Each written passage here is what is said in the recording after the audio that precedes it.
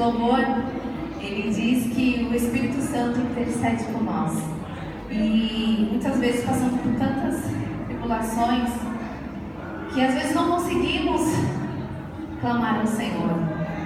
E esse versículo em Romanos 8, 26 e 27 diz: também o Espírito semelhantemente nos assiste em nossa fraqueza, porque não sabemos orar como convém, mas o mesmo Espírito intercede por nós, sobremaneira com gemidos inexprimíveis. E aquele que sonda o coração sabe qual é a mente do Espírito, porque segundo a vontade de Deus, é Ele que intercede pelos santos. Então saiba que o Espírito Santo intercede por você, amém?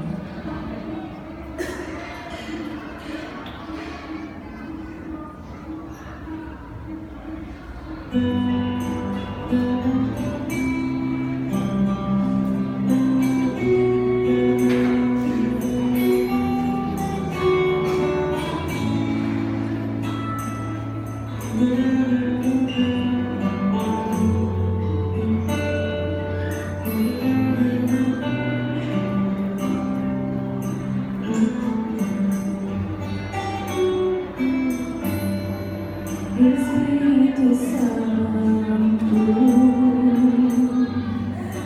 ore por mim,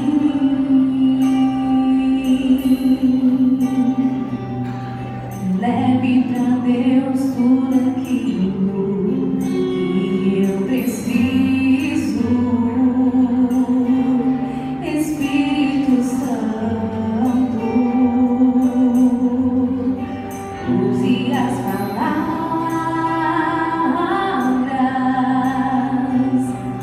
que eu necessito usar, mas não consigo. Me ajude nas minhas fraquezas, não sei como devo pedir. Espírito Santo, vem interceder por mim.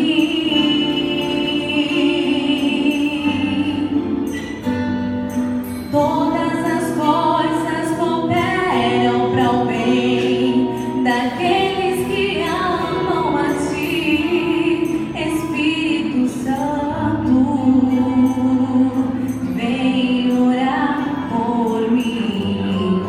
Estou clamando, estou pedindo, só Deus sabe a dor que estou sentindo.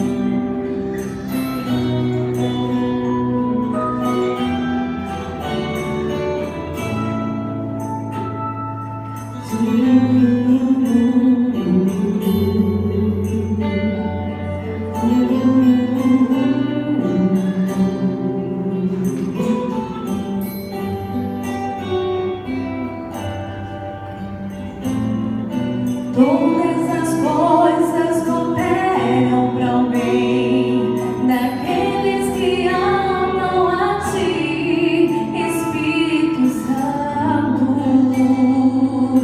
vem orar por mim. Estou clamando, estou pedindo, só Deus sabe a dor que estou sentindo. Meu coração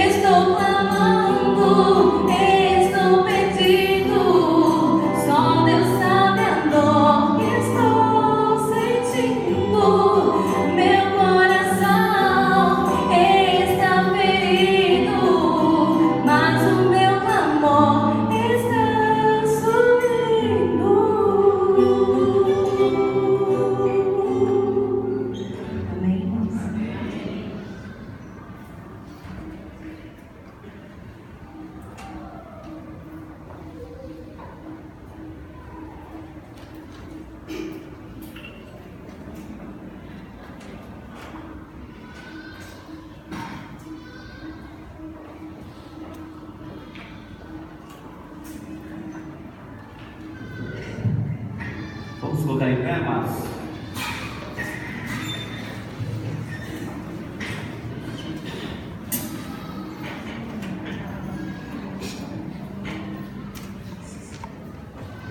O Senhor quer a nossa direção, nosso clamor a Ele.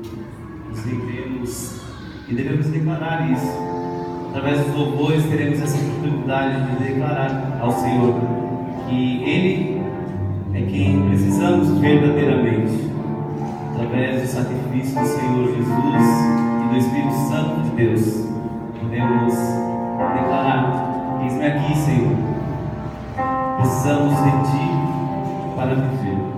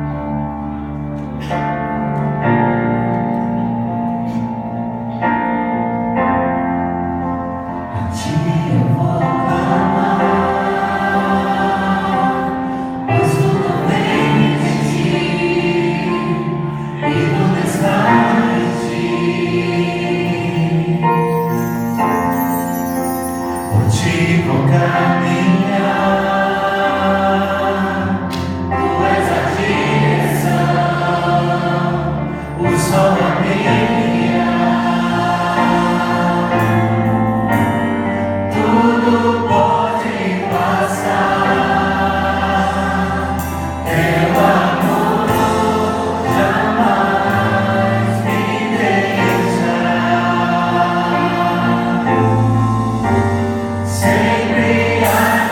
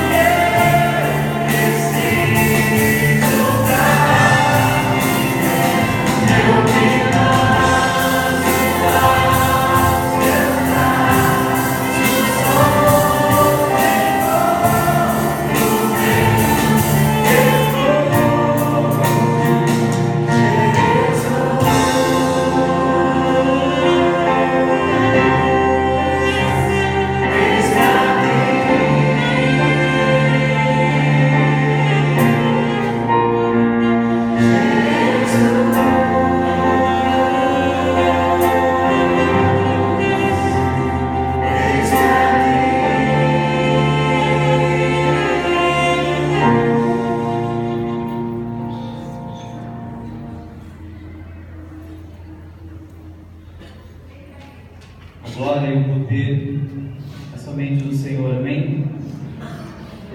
Tem uma parte deste cântico que diz que não existe nenhum Deus que seja digno como tu. Nós somos remidos e conhecemos a verdade, sabemos que Deus, Ele é único. Não existe outro Deus além do nosso Deus Todo-Poderoso.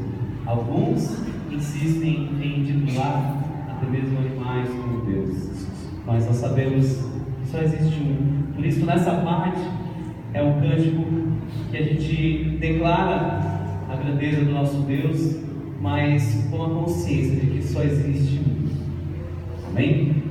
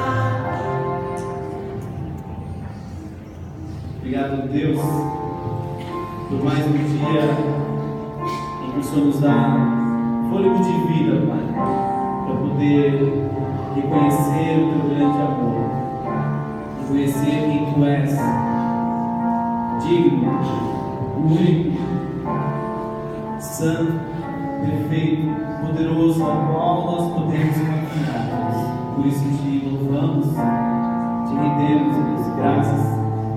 E colocamos as nossas vidas a cada instante nas tuas mãos, Pai. Abençoe o teu recado nessa noite. Mais uma vez, abre o nosso entendimento, Deus, os nossos corações, fecha a janela dos problemas lá de fora, Pai. Possamos estar contritos aquilo que o Senhor tem para nós nessa noite. Te louvamos, te agradecemos em nome de Jesus. Poder sentar.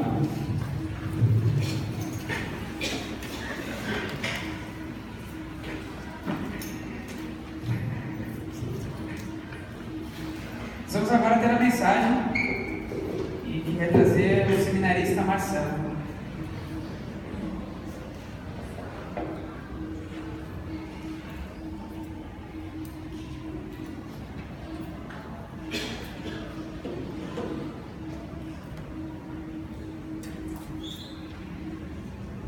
Boa noite. A graça e a paz do nosso Senhor esteja sobre a vida de cada um de vocês. Deus nos abençoe nessa nossa mensagem.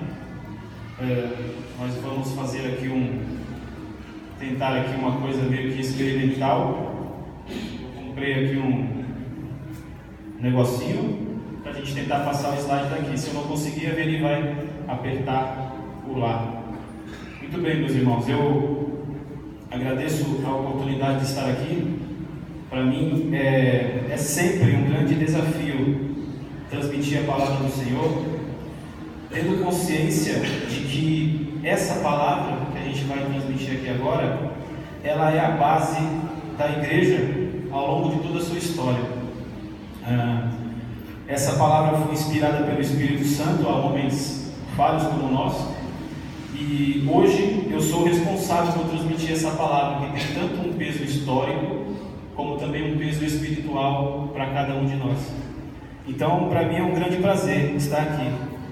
Peço que os irmãos abram as suas Bíblias em Romanos capítulo 12. E enquanto os irmãos abrem, eu vou trazer aqui para vocês a proposta da minha pregação, sintetizada nessa frase aí. A vontade de Deus só pode ser desfrutada dentro dos padrões de Deus. A vontade de Deus só pode ser desfrutada dentro dos padrões de Deus. E aí a gente vai analisar duas maneiras de manter o foco em Jesus, já que esse é o nosso tema da juventude aí do mês de agosto. Antes da gente entrar no texto, vou trazer para vocês aqui algumas informações a respeito do texto. Você imagina um parente seu que mora com você aqui e de repente ele se muda para um outro estado, vamos dizer aí, o estado da minha mãe, para Bahia. E aí, depois de algum tempo, você decide visitar esse parente e ele fala para você: ok, vem me visitar, meu endereço é Rua B, número 10. E só fica nisso. Você consegue chegar no endereço que esse irmão te passou? Não. Tem muitas ruas 10 na Bahia, com certeza. Se aqui tem, também deve ter. A mesma coisa com o texto bíblico.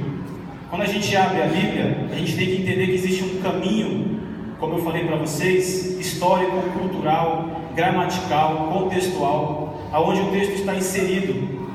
Então, eu adoto essa postura de tentar trazer vocês para mais próximo do texto, trazendo muito mais informações a respeito dele. Porque a gente aprende lá no seminário, interpretação bíblica, que quanto mais você conseguir ir para longe do texto, com informações que estão ao redor do texto, quando você voltar para o texto, ele vai ter muito mais significado e muito mais luz sobre o texto. Então eu vou trazer para vocês aqui algumas informações gerais a respeito do livro de Romanos. Antes vou ler versos 1 e 2 do capítulo 12, e aí eu vou trazer essas informações para vocês. Então se prepara aí que a gente vai ter bastante coisa para ver aqui agora. Então abra sua Bíblia, se já abriu, acompanhe comigo a leitura. A minha versão é a Almeida Revista Atualizada. Rogo-vos, pois, irmãos, pelas misericórdias de Deus, que apresenteis o vosso corpo por sacrifício vivo, santo e agradável a Deus, que é o vosso culto racional. E não vos conformeis com este século, mas transformai-vos pela renovação da vossa mente, para que experimenteis qual seja a boa, agradável e perfeita vontade de Deus. Vamos orar? Senhor, mais uma vez eu te peço, fala conosco através da tua palavra.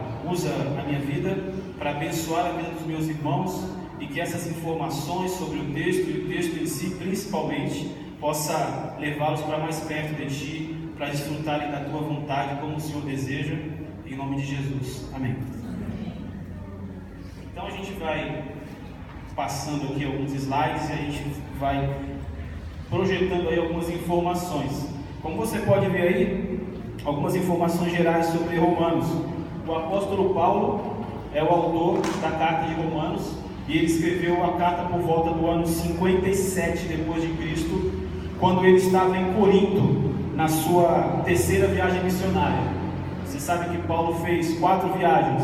A última foi para Jerusalém, onde ele foi preso e depois acabou sendo solto, mas depois foi preso de novo e acabou sendo assassinado aí pelo imperador Nero, diz a nossa história. Então essa carta, ela foi escrita de Corinto e ela foi escrita durante a terceira viagem, como eu falei, e ela é uma epístola. Isso aqui é muito importante a gente saber. Cada livro da Bíblia tem um gênero literário, ou seja, ele tem uma forma pela qual ele foi escrita. E Romanos é uma epístola, porque ela tem essas características de carta mesmo: introdução, conteúdo e conclusão. E também Romanos, ela é um tratado teológico.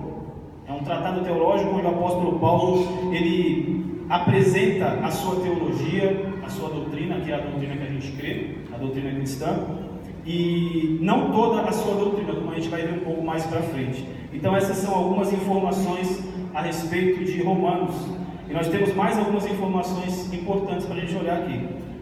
A gente vai perceber que algumas informações agora a respeito da igreja de Roma. Essa informação aqui é interessante. Não foi fundada por Paulo, a igreja de Roma não foi fundada pelo apóstolo, mas mesmo assim, como também a igreja de Colossos não foi fundada por ele, ele demonstra um interesse para escrever para essa igreja. Provavelmente a igreja de Roma, ela foi fundada pelos judeus depois do Pentecostes, da festa do Pentecostes, que ocorreu aproximadamente no ano 30 ou 33, logo ali depois da ressurreição de Cristo. Esse imperador aqui, chamado Cláudio, em 49, ele expulsou os judeus da cidade. A maioria dos judeus foi expulsa de Roma, porque eles estavam envolvidos em uma confusão a respeito de uma discussão sobre os ensinos de uma pessoa chamada Crestos. Mas a gente sabe que esse Crestos foi uma grafia feita errada. Ele está falando sobre Cristo mesmo. Existe essa afirmação a qual eu creio que faz muito mais sentido. Então, provavelmente os judeus que se converteram ao cristianismo tiveram uma briga com os que não se converteram, que se mantiveram no judaísmo. E aí o imperador falou: vai todo mundo embora daqui, eu não quero confusão. Porque vocês sabem que no Império Romano eles zelavam por uma coisa chamada Pax Romana. Então era ordem do imperador que todo o governador de cada região implantasse a Pax Romana. Quanto menos confusão, melhor. E aí Paulo preferiu expulsar os judeus. Isso aí é mais questão de informação para vocês. Nós temos também a igreja formada por gentios e judeus. É uma informação bastante relevante. Quando você vai ler a carta, você vai perceber isso. Os gentios participavam das reuniões nas sinagogas, e assim alguns acabaram se convertendo ao cristianismo, tá? E a maioria dos comentaristas diz que Paulo escreveu para os dois grupos, tanto para judeus quanto para gentios, não só apenas para judeus, como alguns acreditam. Mais algumas informações. O motivo da escrita: existem diversas propostas pelo qual seja o motivo da escrita de Paulo aos romanos. Nós temos algumas propostas que são bastante convincentes, mas um detalhe importante: Paulo não fala explicitamente qual é o motivo.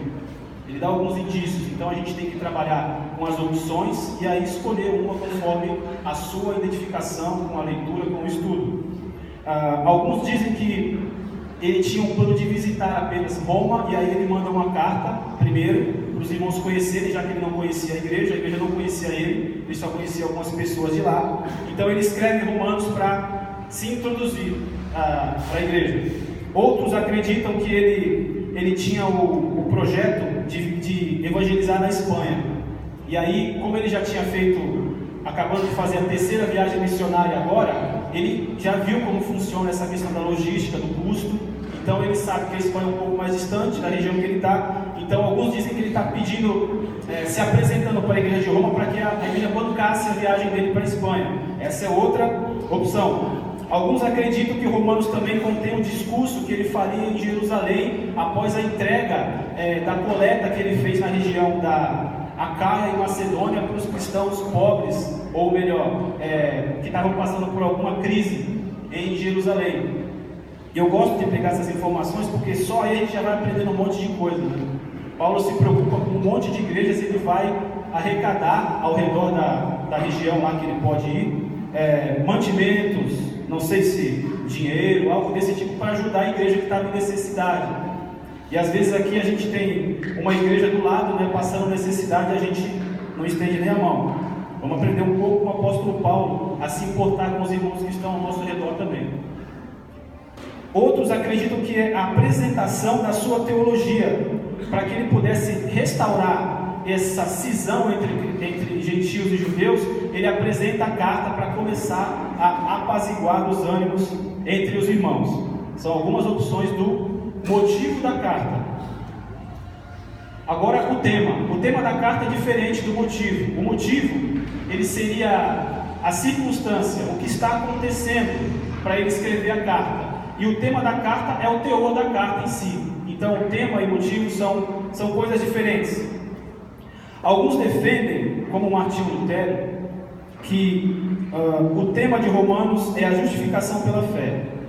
De fato, a doutrina da justificação pela fé em Romanos é muito forte, é muito presente, principalmente nos primeiros capítulos. Mas nós não temos esse indício tão claro como eu falei. Nós temos esse comentarista aqui, Douglas Moo, ele ainda é vivo hoje, ele é norte-americano, e ele propõe que o tema de Romanos é o próprio Evangelho, porque é o único tema que permeia a carta do início ao fim. A questão da justificação fica muito mais restrita ali a alguns capítulos, e não a todos os capítulos da carta. Essas são as questões introdutórias da carta. Tem muito mais do que isso, existem dezenas e dezenas de livros para você ler, se você quiser. Aqui eu tentei fazer um resumo daquilo que eu já tive conhecimento. A gente avança um pouco mais, agora a gente entra na carta em si. Eu trago o esboço da carta para vocês de maneira bastante rápida, obviamente, porque não temos muito tempo. Romanos se divide praticamente em duas partes, dois blocos. O primeiro bloco seria esse bloco doutrinário, que vai do capítulo 1 até o capítulo 11. Aí teríamos aí 4 partes dentro desse primeiro bloco. E como você pode ver aí, nós temos a abertura da carta, seria esse trecho, capítulo 1 até o verso 1 até o 17. Depois o coração do Evangelho, que seria a justificação pela fé. Depois a certeza provida pelo Evangelho e a esperança da salvação. E a defesa do Evangelho, o problema de Israel. Depois você pode ler a carta de Romanos e perceber se esses temas aí propostos por mim se encaixam ou não. Você deve fazer isso, não apenas confiar naquilo que eu falo. E aí, como esse bloco doutrinário é bastante importante para a nossa própria vida cristã hoje, eu tentei resumir esse bloco com algumas frases a respeito de doutrinas que estão contidas nesse bloco. Eu não projetei aqui porque ia ficar muita coisa, mas eu vou falar aqui algumas para vocês. Esse primeiro bloco, ele tem o diagnóstico do coração do homem, ele fala como o homem é.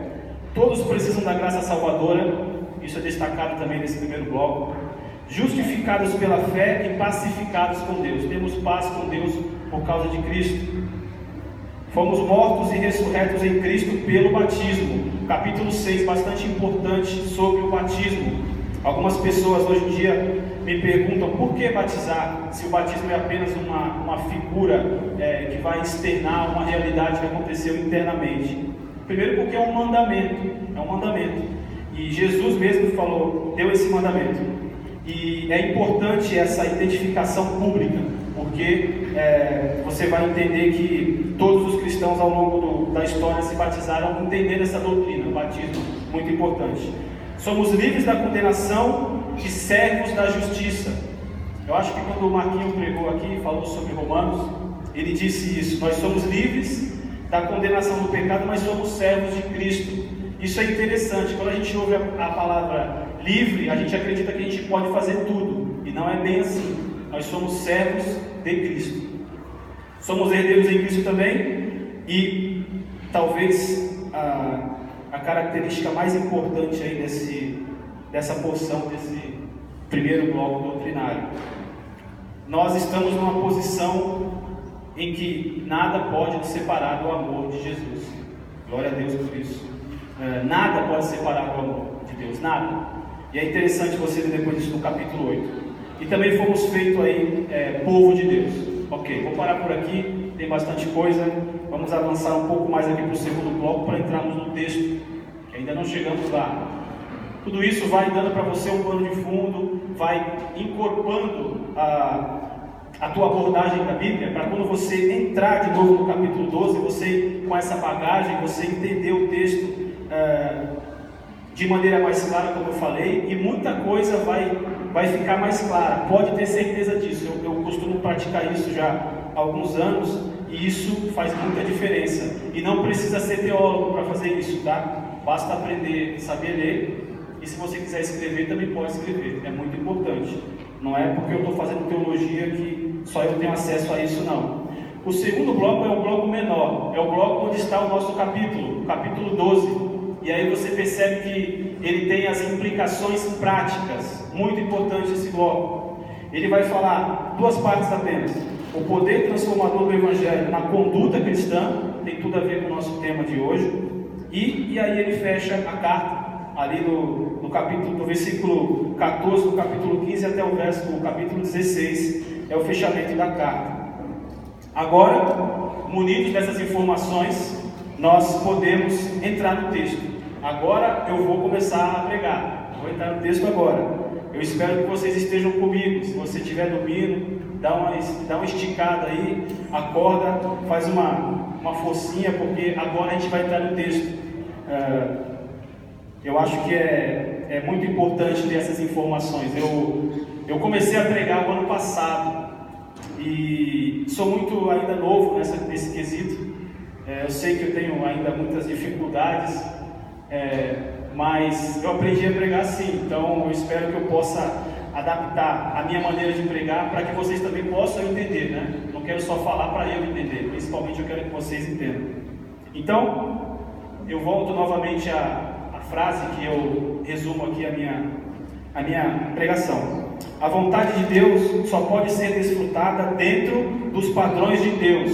Eu acho que já dá para repetir, né? Vamos repetir todo mundo junto? Vamos tentar pelo menos no 3? 1, 2, 3.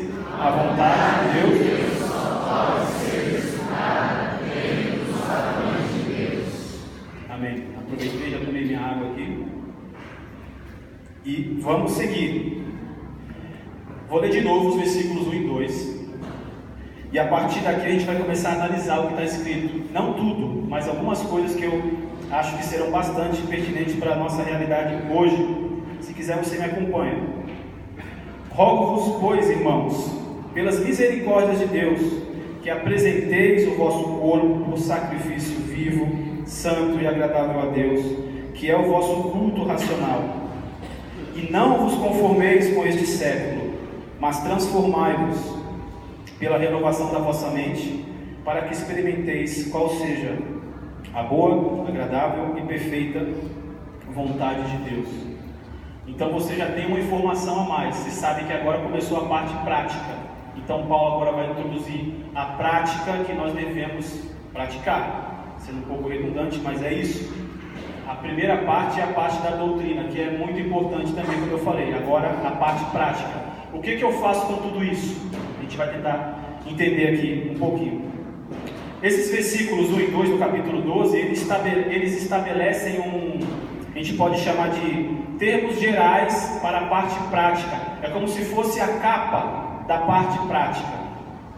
Entramos no capítulo 12, a respeito das práticas que devemos fazer. Ele introduz essa parte com os versos 1 e 2. E depois, a partir do verso 3, ele começa a colocar as práticas de maneira mais clara para a nossa conduta. Mas os versos 1 e 2 são a introdução da parte prática, se você consegue entender assim. Avançamos aqui nos slides. Vamos analisar um pouquinho aqui a respeito dessa realidade. O verso 1, a gente destaca esse verbo, eu rogo, eu peço, né? E um detalhe importante é que esse verso aí, ele é o verbo, principal do trecho. Quando você está lendo o versículo 1 e 2, o verbo principal, a palavra a qual você precisa investir toda a sua atenção, primeiramente, é esse verbo aí. Eu rogo. É um apelo e uma convocação. Paulo é o líder, um dos líderes da igreja primitiva nesse momento, já bastante conhecido.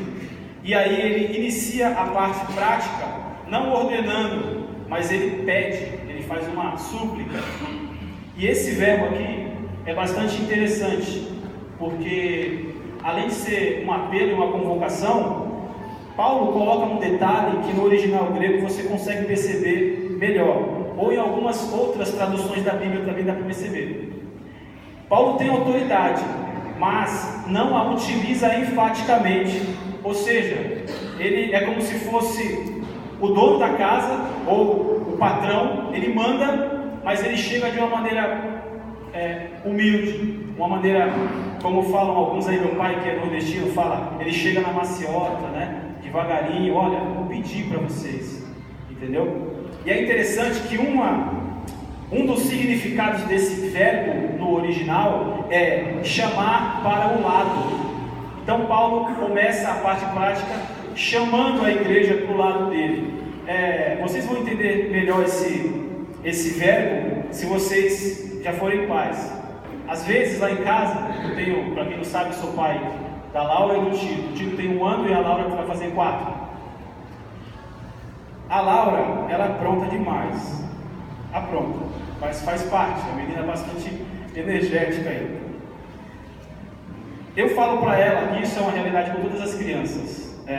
Por exemplo, quando ela aprendeu a subir no sofá, ela não quer saber. Ela chega da rua com o pé todo sujo, sapato, bota, sobe no sofá. Aí fica lá as marcas. Eu falo para ela, Laura, quando chegar em casa, tira o sapato para depois subir no sofá. Aí ela, tá bom, pai. Aí no dia seguinte faz de novo. Sobe com o sapato. E aí, eu sou pecador, muitas vezes eu pego com ela, eu grito, não faça isso. Às vezes corrijo ela de uma maneira excessiva. E eu percebi, eu e a Alessandra, a gente aprendeu que às vezes a gente tem que não usar a disciplina como primeiro recurso, mas chamar ao lado. Então às vezes, quando isso acontece, eu respiro fundo e falo, vem cá, senta aqui. O que eu falei para você não subir no sofá, porque vai sujar. E ela está na fase de perguntar tudo por quê, né? Laura, não sobe no sofá com o pé sujo. Por quê? Porque vai sujar. Por quê? Vai ficar feio, aí uma hora acaba, né? Aí estou tentando ainda aprender isso aí. Mas a menina é fogo. Mas então, entendam essa ilustração meio boba, de que chamar o lado é isso. Você chama a pessoa para o lado, você quer apresentar, às vezes destacar um problema na pessoa, que ela está tendo alguma luta errada. Pensa em chamar ao lado primeiro, como Paulo fez. Paulo tinha toda a autoridade de exigir, mas ele preferiu chamar para o lado, né? Dessa maneira mais amigável. A gente avança, já estamos analisando o nosso texto. E aí, ainda no verso 1, nós temos esse destaque aí. Pelas misericórdias de Deus, rogo-vos, pois, irmãos, pelas misericórdias de Deus. Misericórdia significa compaixão da miséria do outro, ou então colocar-se no lugar do outro. Paulo nos leva a considerar toda a obra de Cristo realizada no primeiro bloco doutrinário. Então, Cristo morreu, ressuscitou, nos justificou, nos batizou, nos deu paz com Deus, porque nós éramos pecadores, estávamos destituídos da glória de Deus, como diz a própria parte doutrinária de Romanos. E tudo isso é sinal de misericórdia, ou seja, Deus se colocou literalmente no nosso lugar quando enviou Jesus para morrer na cruz. Ele entendeu que nós nunca conseguiríamos por nós mesmos alcançar as exigências da santidade de Deus. Então ele se coloca no nosso lugar por meio do seu Filho. Então Paulo considera tudo aquilo que aconteceu nessa trajetória e fala: olha, eu peço a vocês, chamo vocês aqui do lado, pelas misericórdias de Deus, analisem o que Deus fez, entendam o teor de misericórdia que foi investido, e aí ele vai entrar com as exigências, os imperativos desse texto. E aí, alguns dos detalhes, outro resumo das doutrinas: temos em Cristo salvação, justificação, nova identidade e paz com Deus. Se isso não nos motivar a vivermos de maneira santa diante dele, o que nos motivará?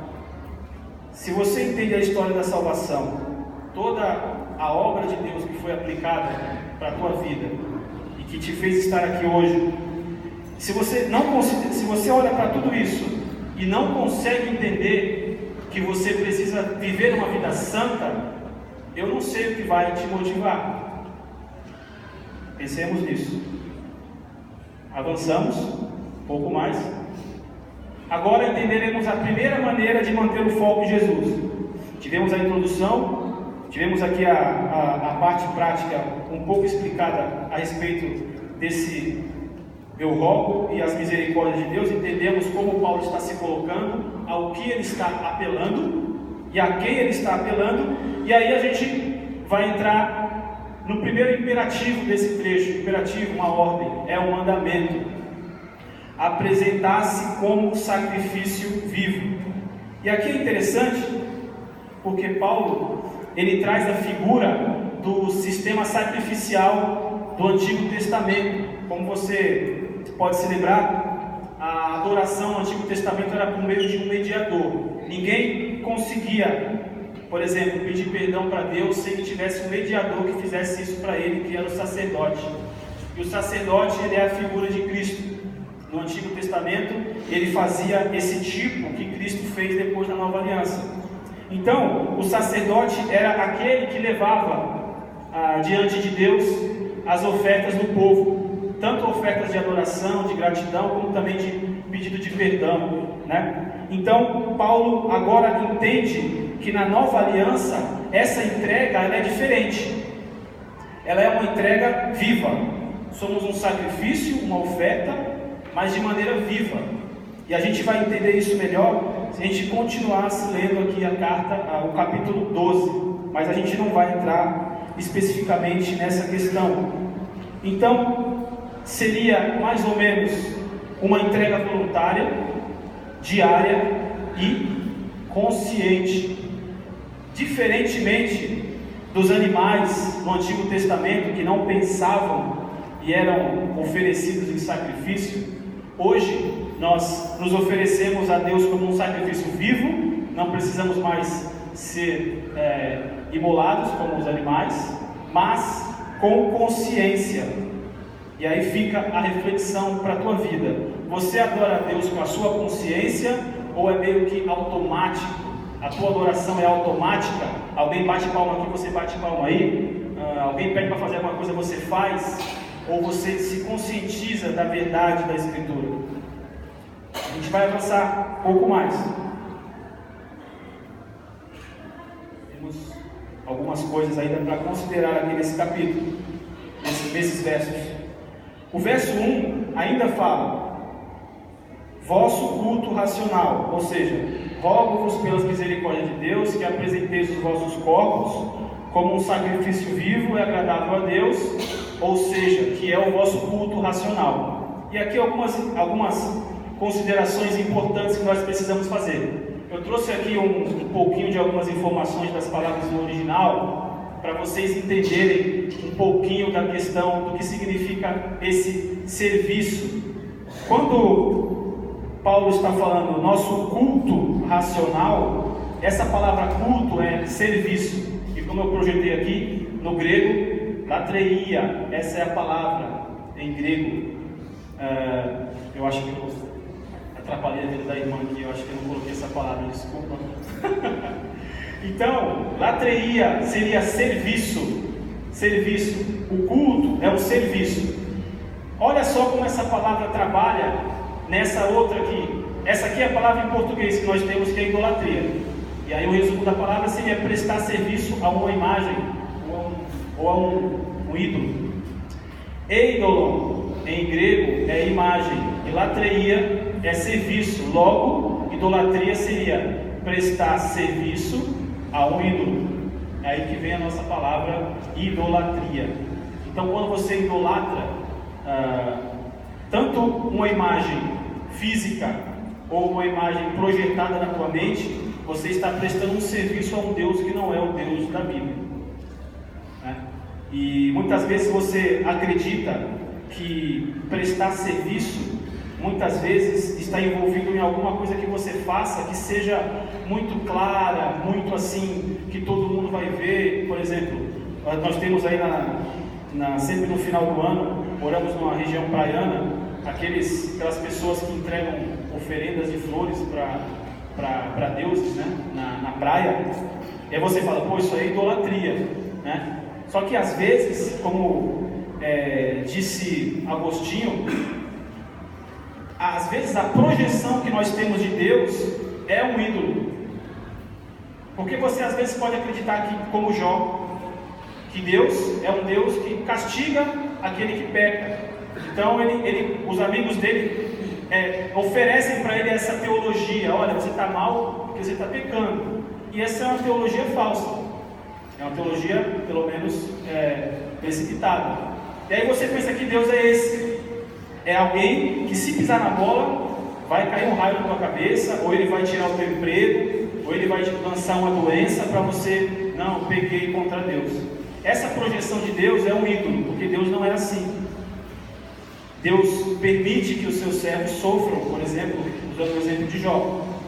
Mas se você entender que você, por si próprio, consegue fazer algo para deixar Deus calmo, e de certa forma você manipula Deus com isso, você não está adorando Deus, você está adorando um ídolo. Você está prestando um serviço para uma imagem. Aí a gente volta agora, só questão de curiosidade aí com as palavras. Aqui o serviço é o serviço prestado a Deus, não é o serviço prestado ao ídolo. Apesar da palavra ser a mesma, Paulo está remetendo ao culto ou serviço prestado a Deus.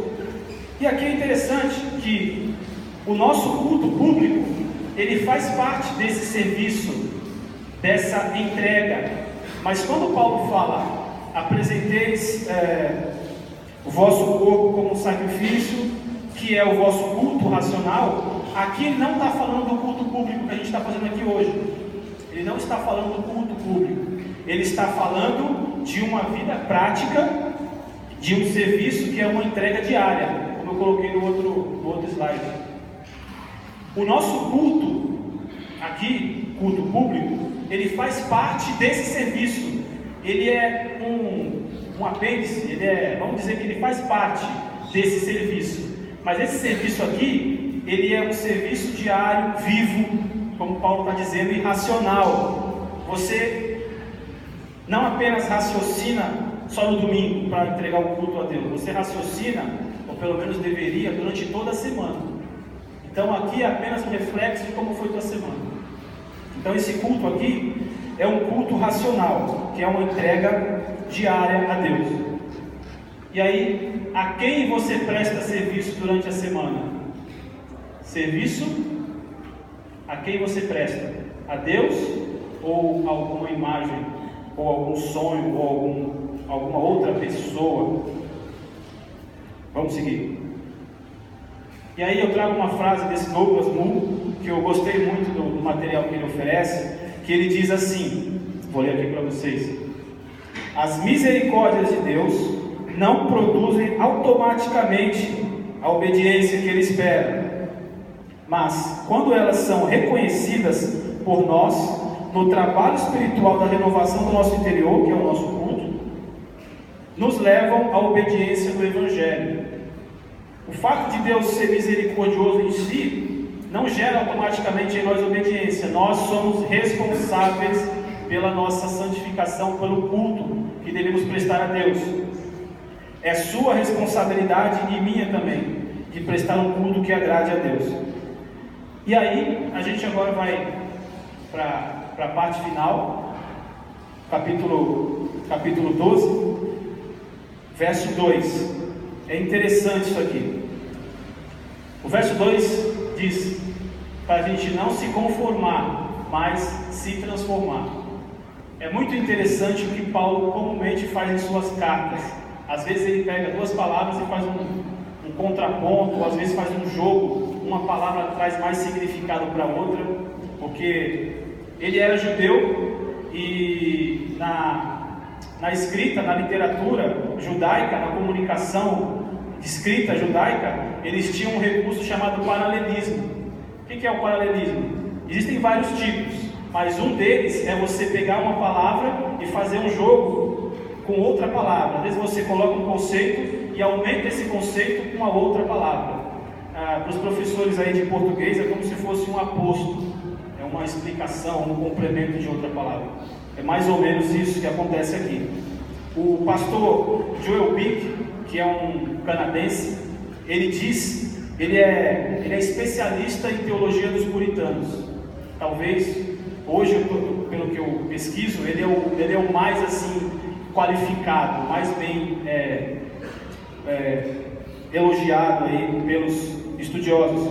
O Joel Bick disse que os puritanos falavam assim: para cada mandamento negativo que tem na Bíblia, vai existir um positivo. Ou seja, não faça isso, mas faça aquilo. Não faça isso, mas faça aquilo. Faça isso e não faça isso. E aqui nós temos a questão do mandamento negativo, não se conformar, e o positivo, se transformar. E aí a gente vai entender um pouquinho do que significa conformar. A palavra conformar, está aí como eu projetei para vocês, seria tomar forma, amoldar-se ao comportamento. Isso é se conformar.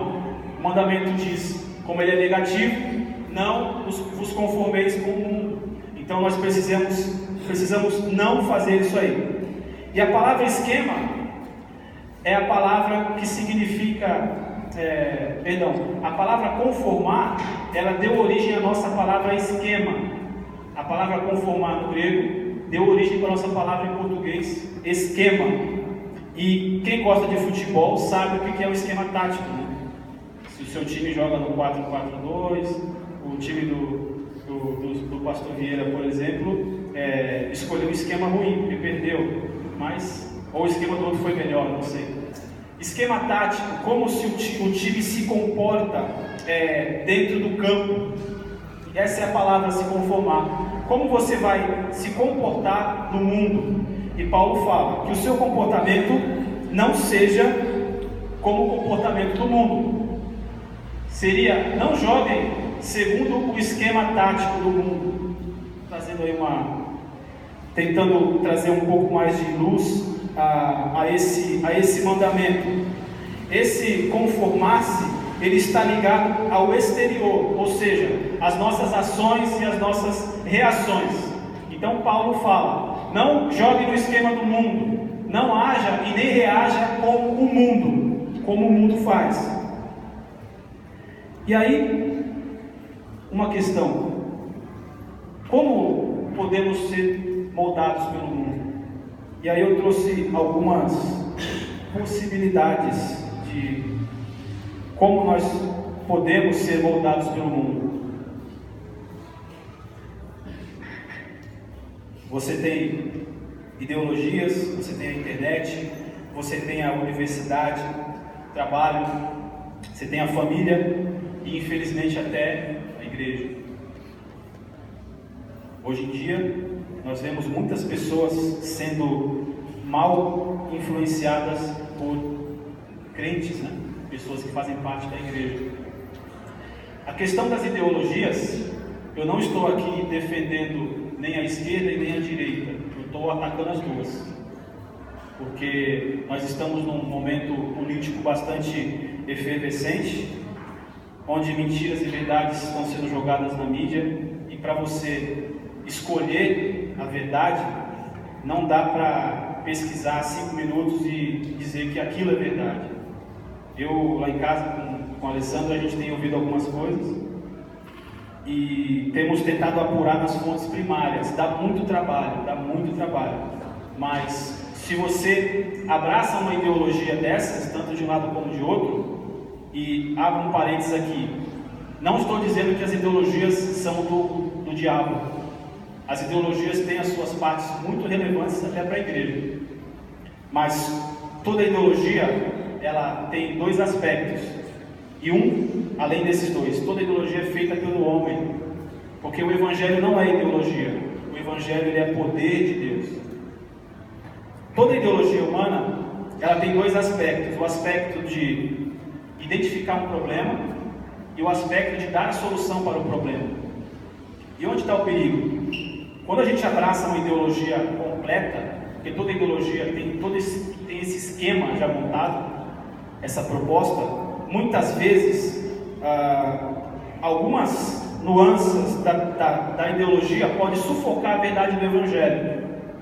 Isso acontece, tanto de um lado como de outro. Então, conheça a Bíblia, conheça as ideologias e julgue as ideologias pela Bíblia, não pelo que o seu amigo falou, não por aquele de repente alguém do show business que você gosta falou, não pelo jogador de futebol, não pelo intelectual, não pelo cientista político, mas julgue pela Bíblia.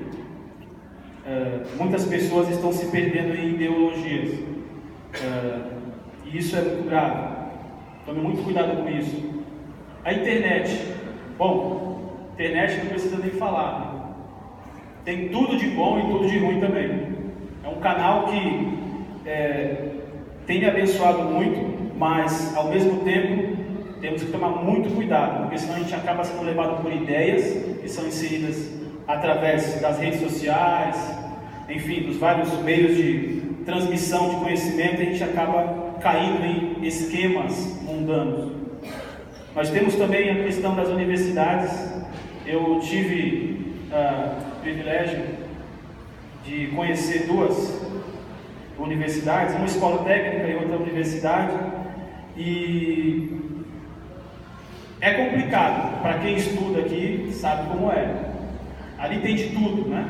Tem gente defendendo Deus e gente defendendo o diabo também, para você só entender aí os extremos, né? Tem gente boa e tem gente ruim que precisa de Cristo, mas é um meio também que pode moldar, te colocar num esquema que é o esquema do mundo. O trabalho da mesma forma, né? O trabalho, todo mundo aqui tem essa experiência.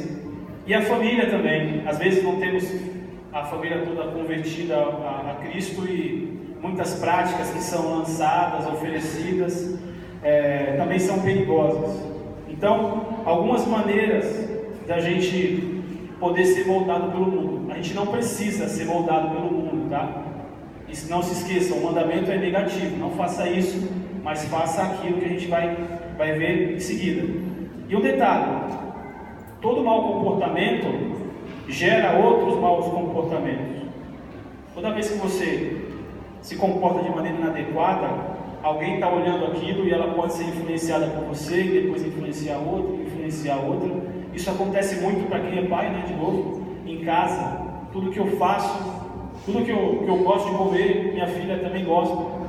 E isso acontece também no relacionamento social. E aí fica essa questão: como é que você se comporta dentro da igreja? O teu comportamento, ele está influenciado por Cristo, ou a tua mente está jogando no esquema tático do mundo? Que você possa pensar nisso também. Avançando já para o nosso final aqui, temos um mandamento positivo. O mandamento positivo é: não se conforme, mas se transforme. E basicamente essa palavra significa mudar a essência ou a natureza de algo. enquanto o esquema está ligado com algo externo, o transformar-se está ligado a algo interno, a nossa mente, por exemplo, que é o que o texto nos diz. O texto é colocado de uma maneira que nós podemos entender isso aqui, ó.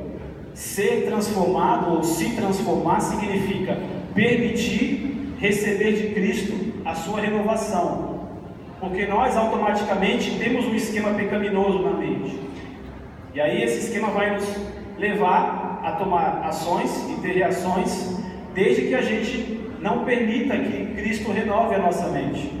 Então, o mandamento negativo é não jogar no esquema do mundo, e o positivo: deixe que Cristo te transforme, para que esse esquema seja descartado.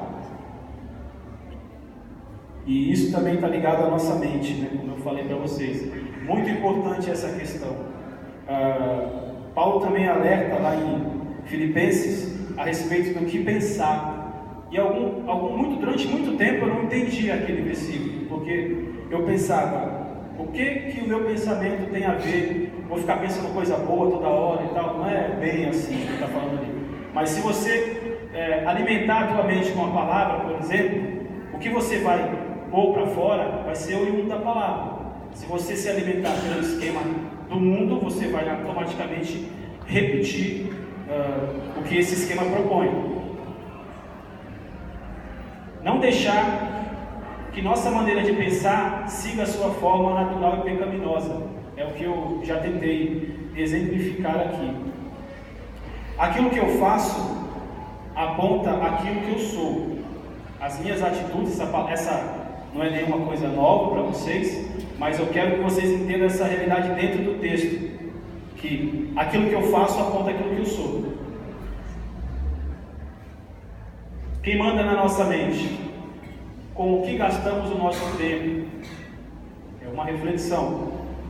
Muitas vezes a gente acha que gastar 5 minutos no celular acessando uma rede social todo dia é pouca coisa, mas não é pouca coisa, é muita coisa. E quando você abre a sua mente para essas coisas e não se alimenta da palavra, por exemplo, você está abrindo espaço para jogar num outro esquema, que não o esquema da palavra. Eu não estou dizendo que você está proibido de usar a rede social. Eu uso bastante. Mas você tem que entender que antes de se utilizar da rede social, você precisa deixar que Cristo renove a tua mente, para que você possa não jogar no esquema do mundo quando estiver na rede social, mas podemos dizer assim, jogar no esquema da palavra. E eu finalizo a minha reflexão com mais duas frases que vão tentar sintetizar aí a mensagem. O Senhor deseja uma entrega de corpo e mente, verso 1 e verso 2. Entreguem os vossos corpos e deixem ser renovados pela renovação de Cristo. Alguns podem dizer assim, tem aquela frase muito comum, né, de corpo e alma, quando você se entrega completamente. É mais ou menos isso. Deus deseja que nós nos entreguemos totalmente a Ele. Não só as nossas ações, mas a nossa mente também tem que estar rendida a Ele. E somente por meio de uma entrega completa daquilo que somos é que desfrutaremos a vontade de Deus. Somente quando nos entregamos a Deus completamente é que nós vamos desfrutar da vontade de Deus. Eu espero que vocês tenham entendido pelo menos parte dessa reflexão. Não que vocês sejam incapazes, mas porque eu entendo e sei das minhas limitações. Desafio você a ler o capítulo 12 de Romanos hoje, antes de dormir, quem sabe, né? Dá para ler.